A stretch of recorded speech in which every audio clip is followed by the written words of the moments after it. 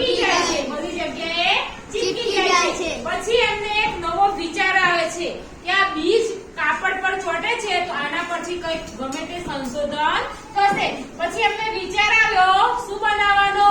વેફરો। શું બનાવવાનો વિચાર આવ્યો? વેફરો। પછી એમણે વેફરો બનાવ્યો। આ વેફરોનો અવાજ આપણે આમ ખોલીએ છીએ ત્યારે ચર એવો અવાજ આવે છે। એનો ઉપયોગ આપણે સેન્ડલમાં કરીએ છીએ। આ સેન્ડલમાં જે આપણે પહેરવાની પટ્ટી હોય છે ને આ પટ્ટી આપણે આગળ લગાવી દઈએ છીએ।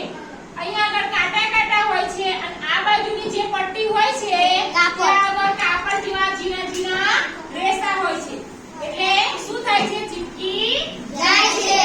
આ એમણે પ્રકૃતિમાંથી પ્રેરણા લેવાની કેવી અદ્ભુત ઘટના છે। ક્યાંથી એમને વિચાર આવ્યો? પ્રકૃતિમાંથી। આ જે એમને કૂતરાને જે બીજ છોટેલું એ પ્રકૃતિનું તત્વ હતું એમના પરથી એમને વિચાર આવ્યો અને એમને શું બનાવ્યું? વેલક્રો। વેલક્રો। હવે આ વેલક્રોનો ઉપયોગ આપણે ક્યાં ક્યાં કરીએ છીએ?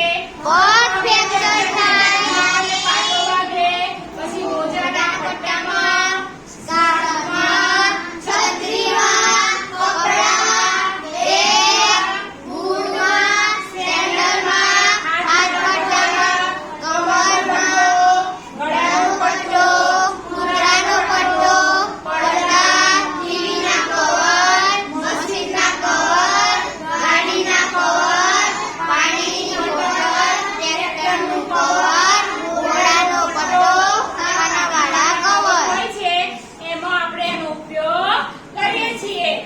એ માટે જો તમને આ વેકરો બતાવું, આ વેકરો છે ને એને વેકરો કહેવાય, વેકરો પટ્ટી। અહીંયા આગળ આમાં કાંટા વાળા જેવી રચના હોય છે। આ બીજ જે બીજ કૂતરાના શરીર પર ચોટેલું ને એ આવું બીજ હતું અને એને ચોટાડતા હતા જે કાપડ પર તો આ ચોટી જાય છે। જોયું? ચોટી જાય છે ને અને ખોલતા કેવો અવાજ આવે છે? કેવો અવાજ આવે છે? ચર્ર।